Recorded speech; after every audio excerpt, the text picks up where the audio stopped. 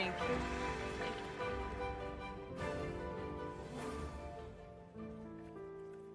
you. Shukran.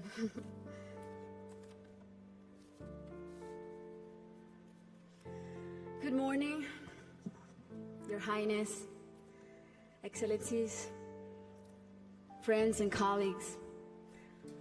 I would like to thank you for the opportunity to be here today. It's also an honor to join forces with Educated Child, an organization led by a woman who is an amazing role model, a woman who has shown such relentless dedication to getting every child in school.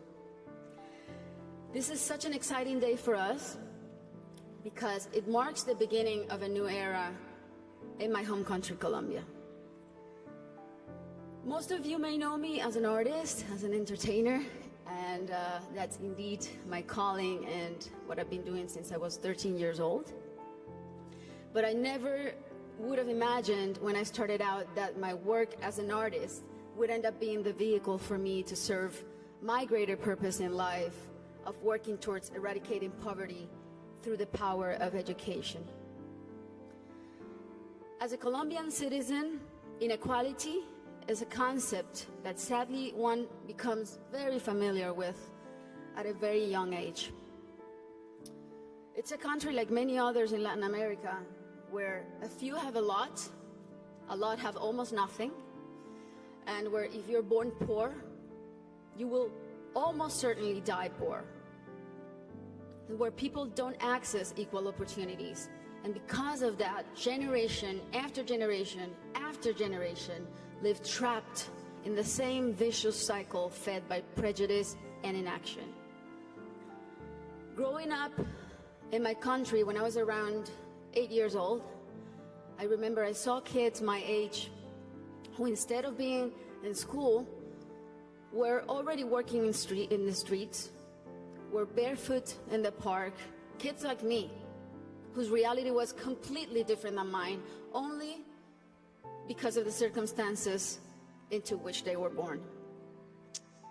It was really hard for me to accept that something so unjust didn't have a solution. There had to be something that could be done. So I often asked myself why the adults around me were so resigned to the fact that these kids, who were just like me, or even their own children, were living in a parallel reality so different and so cruel. As Kofi Annan put it, poverty is intolerable in a world of plenty. So as soon as I had some success, the first thing I wanted to do was to invest as many resources as I could into what later would become the most meaningful project of my life, working for children.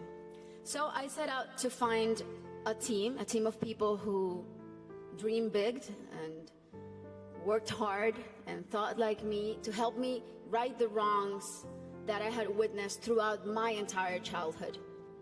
And that's when our foundation, the Barefoot Foundation, Pies Descalzos Foundation, was born. I knew, and I was only 18 years old then, but I knew that I wanted to focus on children and improving their lives, but I didn't know where to start. So I really felt that I needed to learn what the roots of inequality and low social mobility were. So I decided to study the reasons why children were working in the streets, or why some children were being recruited by the violent organizations like the paramilitary or the guerrillas. Why were so many children suffering from chronic malnutrition? And I realized that most of the issues that children face in my country had and have a common denominator: the lack of access to quality education. To me, it became crystal clear that education was the surest way to give all of these kids the best fighting chance of improving their circumstances in life, because education is the great equalizer. When I started building schools in Colombia, we chose the most remote areas where there was literally nothing, no infrastructure, no paved roads, no electricity, no potable water. And we decided to build in those places, but not only build schools, but state-of-the-art schools schools with comprehensive models that included ECD programs, school feeding programs, parent and teacher training. And another very important part is we decided to engage the government as a strategic partner and made it nearly impossible for them to say no to doing their part by showing them results through our holistic model that really proved to work.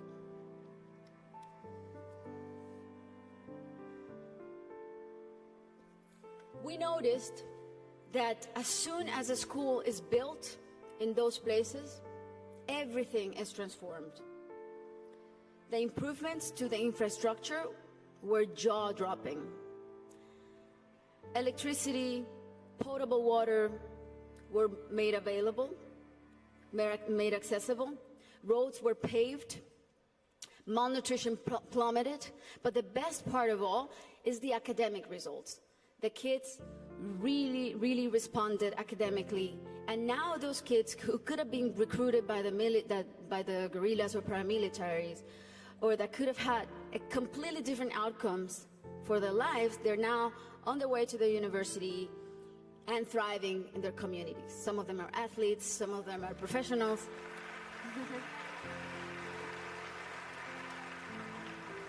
That's why it really is a thrill to work for education. That's why I'm so passionate about it, because I've really seen results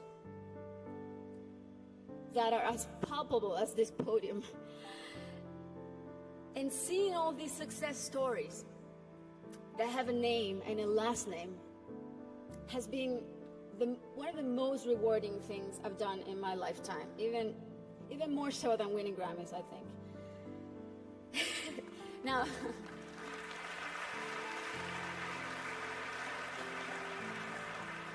Now that said, our work is far from being done. Many developing countries are still rife with inequality and internal conflict, and there are a lot of kids who still need to be reached. History is not only the past. History, it's made every day in the present. And what matters now is how we go forward and how we fix what's wrong. And that is the real challenge. This is the goal of the SDGs and what people like Her Highness and myself and so many more of you who are adamant about achieving are here for. Facts don't lie, and numbers show what an incredible return on investment a quality education provides. For instance, if all students in low-income countries left primary school with basic reading skills, 171 million people could be lifted out of poverty. Systemic change often begins from the bottom up rather than the top down. The government must take responsibility, and we should all put as much pressure as we possibly can, but the rest of all, the civil society, should also do their part. What we have discovered, both at Pies Descalzos and Educated Child, is that many times only one single barrier to entry, such as no access to transportation or basic needs like a functioning bathroom, can prevent a kid from attending school or even put them at risk of dropping out. Sometimes all it takes to change a child's life is the security of a hot meal in school or the ease of being able to hop on a bus that will leave you safely at your classroom's door. It's as simple as that. And these are simple interventions, and they don't cost a lot. The biggest effort really is in mapping the communities, in going door to door, searching for the out-of-school children, talking to the parents, talking to their families. Giving a name and putting a story behind these children is the first step to start rewriting their story. Over the next 3 years, we pledge to get 54,000 kids who are out of school or at risk of dropout into the educational system.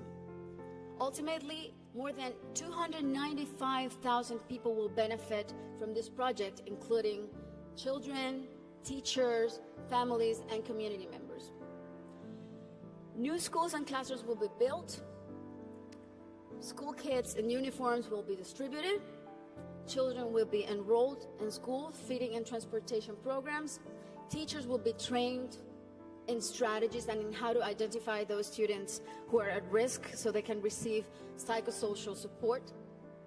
And we are extremely confident that this partnership is only the beginning and will be the model to replicate throughout my country until not a single child is out of school. This is our responsibility.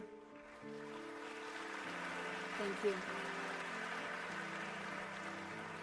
This is our responsibility to our children and our debt to fulfill for the generations to come. Thank you very much.